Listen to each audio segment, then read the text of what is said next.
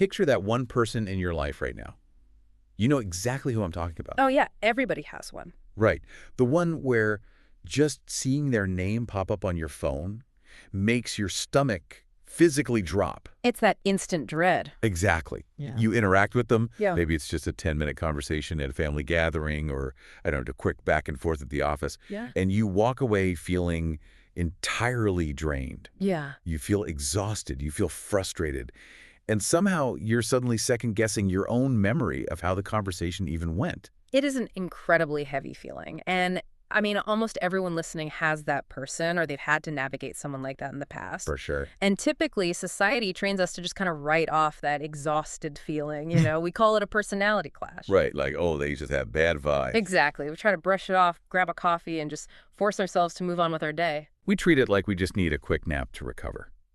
But we are looking at something much, much deeper today. So this is episode 6, which is actually the final episode of our series covering The Art of Letting Go by Nick Trenton. Yeah, the finale. And what really struck me about this particular deep dive is that it doesn't offer, like, generic platitudes about moving on. Mm-hmm. It's a surgical look at what it actually takes to move beyond this highly specific, highly damaging kind of hurt.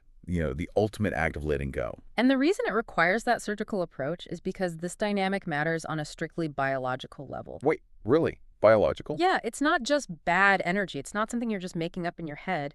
Being entangled in a deeply negative, toxic relationship physically alters your body's baseline state. Wow. Think about the constant walking on eggshells, the underlying tension. It forces your nervous system into this prolonged state of fight or flight. And over time, that chronic stress actually impacts your organ function. Okay, I really want to pause and underline that for a second. Right. I'm talking about organ function. This isn't just like an emotional hangover. Far from it. Your brain is essentially pumping a steady drip of cortisol and adrenaline right into your bloodstream because it perceives a constant threat. Constant threat.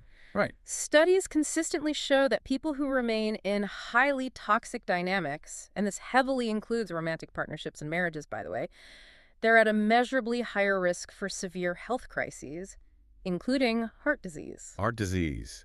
Just from being in proximity to someone who constantly manipulates and drains you. Yes, it's a biological emergency happening right beneath the surface of your skin. That elevates this entire conversation from, you know, how to deal with an annoying coworker to something that is literally life-threatening. The stakes are incredibly high. Yeah. And the mechanism driving some of this damage is fascinating because toxic behavior is quite literally contagious. Contagious, like catching a cold. Yeah, exactly.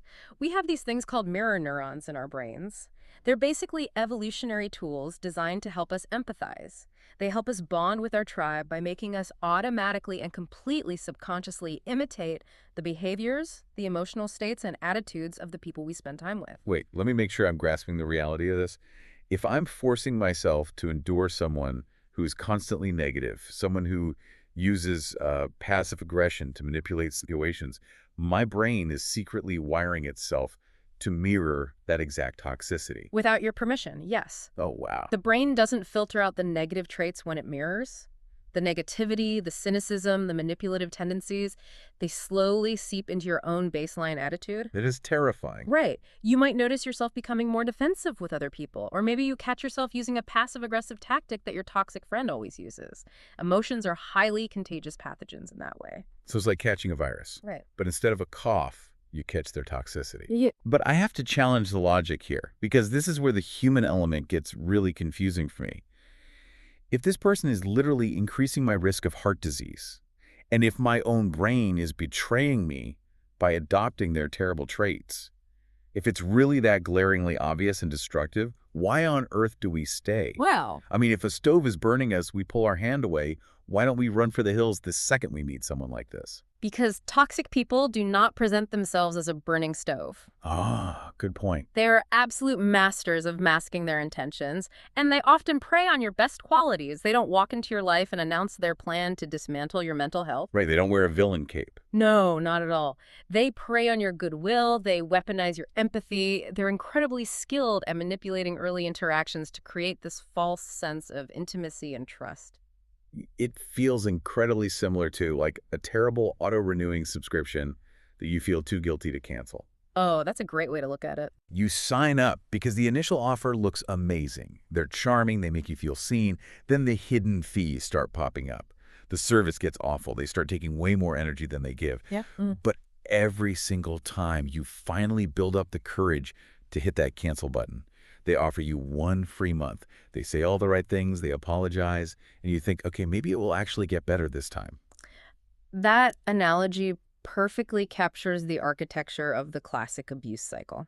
It always starts with the damaging behavior. Then, when you naturally pull away to protect yourself, they sense that loss of control. Right. That is when they offer the free month. They express this intense, seemingly genuine remorse. They flood you with affection and promises of change. And And you fall for it because, yeah. as a healthy person, you desperately want to believe the best in people. You want to believe they've had a breakthrough. Yeah. You get a massive surge of false hope. But inevitably, once they feel secure that you aren't leaving, the structural reality of their personality takes over again. The cycle just repeats. And the primary psychological tool they use to keep you trapped in that loop, to keep you questioning whether you even have a right to be upset, is gaslighting. Gaslighting, the ultimate weapon of confusion. But how does it actually work in practice? Like, we throw the term around a lot online, but in the context of this cycle, what are they actually doing to our brains? They are actively dismantling your confidence in your own memory and perception. Right.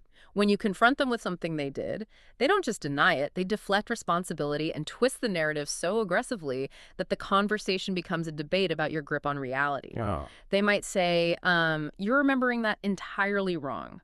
Or, you're always too sensitive, you made me react that way.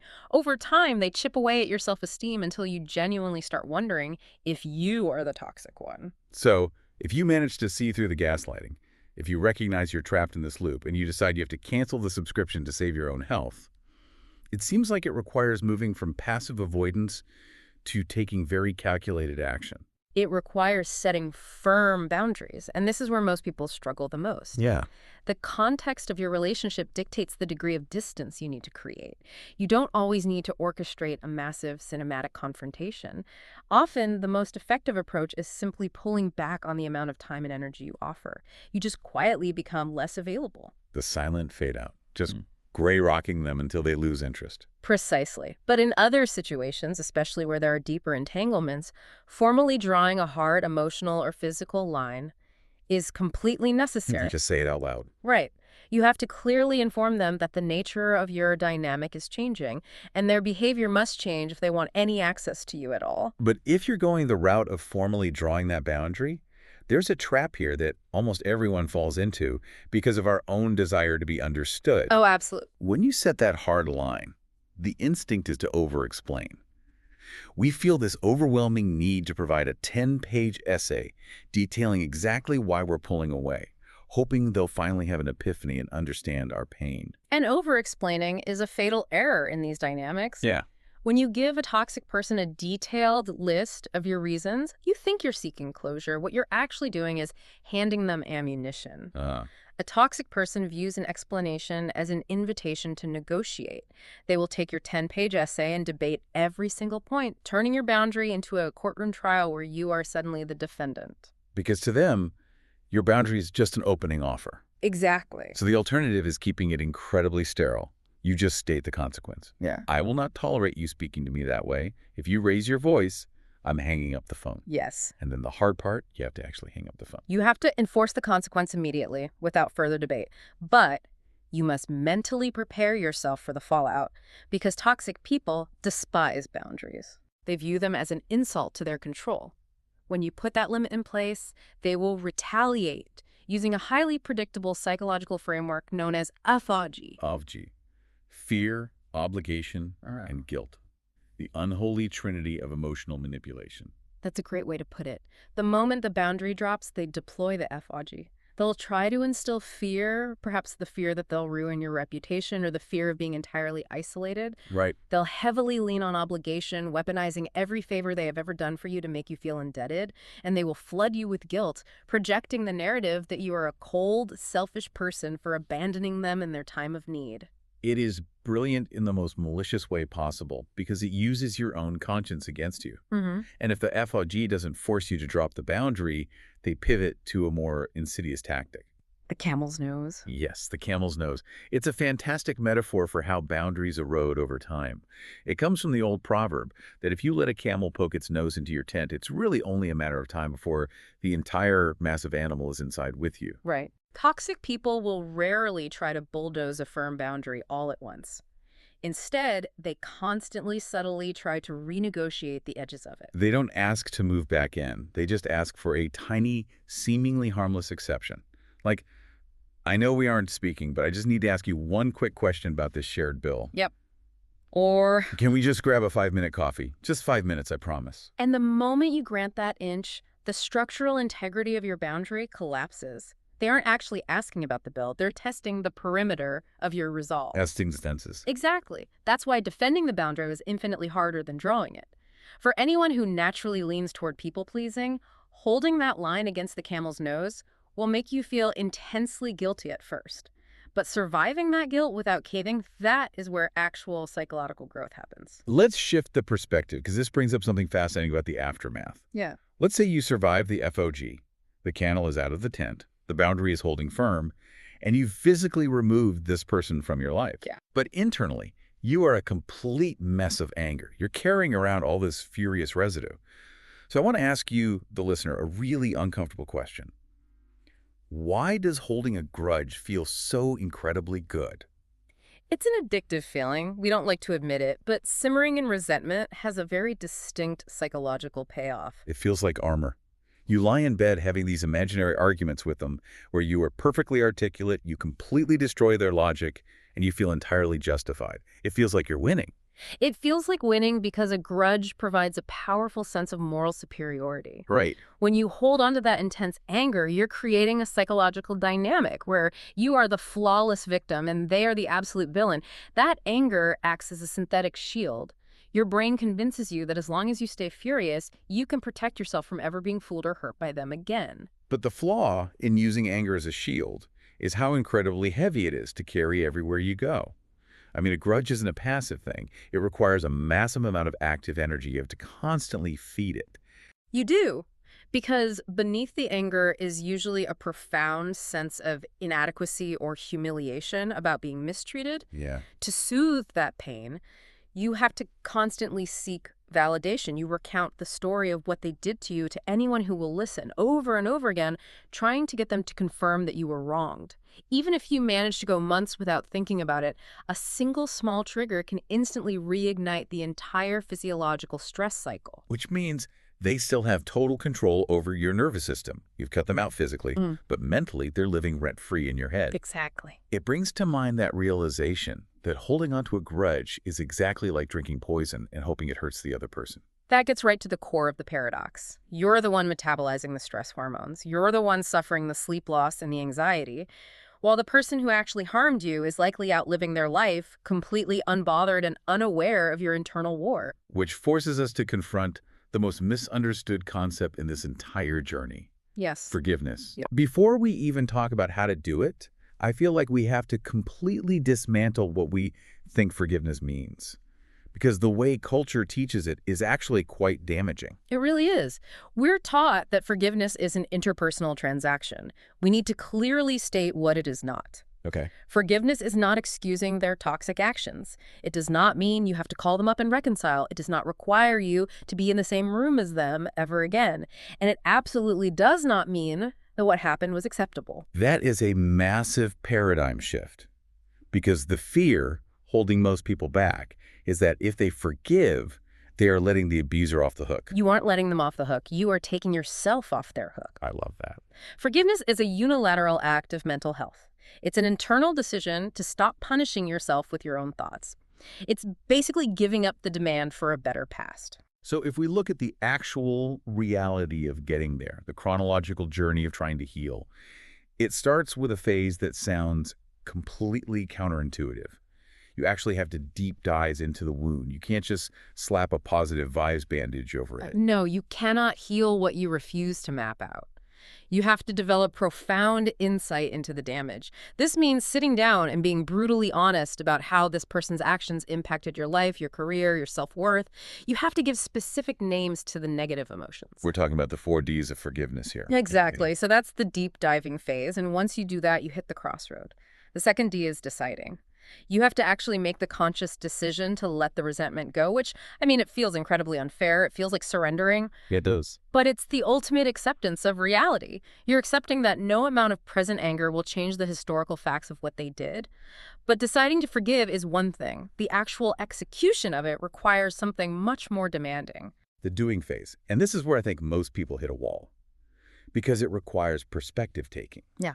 If I have been deeply betrayed, how am I supposed to mentally step into the shoes of the person who abused me? That feels emotionally dangerous. It is a massive cognitive load. To look at a situation from the perspective of the person who traumatized you requires you to suppress your ego and activate your prefrontal cortex, all while your amygdala is screaming at you. It sounds exhausting. It is.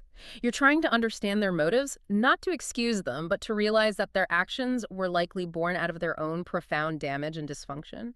Having context for their brokenness is often the only way to neutralize their power over you. It strips away their status as a mastermind villain and reduces them to just a deeply flawed, messy human being. Right. And that ultimately leads to the final stage, which is deepening your own meaning. Yeah. Realizing that surviving this ordeal actually forged your ability to set boundaries. You extract the wisdom from the pain and leave the suffering behind. But let's flip the camera for a second. We've been analyzing this entirely from the perspective of the victim. What happens when the toxic behavior came from us? When we are the ones who crossed the line, hurt someone deeply, and now we're carrying the suffocating weight of guilt. The psychological resistance to self-forgiveness is often much stronger than forgiving others because your own ego is fighting to protect your self-image. It's agonizing to admit that you were the villain in someone else's story. Because the immediate instinct is to rationalize, to build a defense case. Exactly, which is why the very first step of navigating self-forgiveness, the 4 Rs, essentially, is taking absolute, unfiltered responsibility. No caveats. You cannot say, I'm sorry I yelled, but you stressed me out. The second you add a justification, you've abandoned accountability. You have to own the action entirely. And sitting in that reality triggers genuine remorse, the second R, which is a horrible feeling to endure, but feeling that pain is actually proof of your humanity, isn't it? It proves your empathy is functioning. Remorse is the fire that burns away the entitlement. Once you've allowed yourself to feel the true weight of the harm you caused, you move toward restoration. This means taking concrete, unselfish steps to repair the damage without any expectation that they owe you forgiveness in return. You make amends because it's the right thing to do, not as a transaction to buy back their affection. And that allows you to reach a point of renewal where you use that terrible mistake as the exact catalyst to ensure you never behave that way again. It's the difference between dwelling in shame, which keeps you stuck, and utilizing guilt, which propels you forward. I want to circle back to the hardest mechanical piece of this entire puzzle, the perspective taking. Okay. Trying to understand the motives of someone who hurt you. We established that doing this requires high-level executive functioning. If someone is listening right now and their nervous system is too shot to even attempt empathizing with their abuser, how do they build that capability? It feels like trying to run a marathon on a broken leg. You cannot start by practicing on the person who traumatized you. You will fail. You have to build the mental circuitry in a completely safe environment first. And there's a surprisingly simple micro-habit for this. Oh, I like micro-habits. You practice perspective taking by watching television. Watching a TV show to heal trauma. It sounds absurdly simple, but neurologically it works. The next time you're watching a complex drama, pick a character who is behaving poorly, someone unlikable. Pause the show and ask yourself out loud, what is this character's internal logic right now? What specific hidden fears are driving them to act this way? I see the mechanism there. It works because the stakes are absolutely zero. Exactly. I'm not emotionally invested in the real-world outcome of a fictional character. So I can practice suppressing my own judgment and exploring their emotional state without any risk of getting hurt. Yes. You're isolating the specific cognitive muscle of empathy and flexing it in a controlled environment. You're building cognitive flexibility. Once that neural pathway becomes stronger and more natural, you can gradually apply it to real-world interactions and eventually to the people in your past. Wow. It grants you the analytical distance required to look at your abuser not as a monster, but as a deeply flawed equation you can finally solve and walk away from. So synthesizing everything we've unpacked here today, Hmm. recognizing the severe physical toll of remaining in a toxic dynamic, fighting through the FOG to set an ironclad boundary, and doing the brutal ego-crushing work of forgiving them and yourself. None of these things are about weakness. They aren't about letting someone win an argument. They're the ultimate acts of self-preservation. It is about actively reclaiming the territory of your own mind. It's about taking your life back. It really is. We spend so much of our lives using our anger as a shield, convinced that holding on to the pain of the past is the only way to protect ourselves from the future. But the tragic irony of that shield is that it's so heavy and requires so much attention that it keeps us entirely trapped in the very past we're trying to escape. We get addicted to the armor. We do. Which brings up a challenging question to mull over as you go about your day. What if putting that shield down and exposing yourself to the reality of what happened is actually the only way to step fully into the present? That is the perfect grounded thought to leave on. Thank you for taking this journey with us. Like and subscribe to get notified about the next deep dive.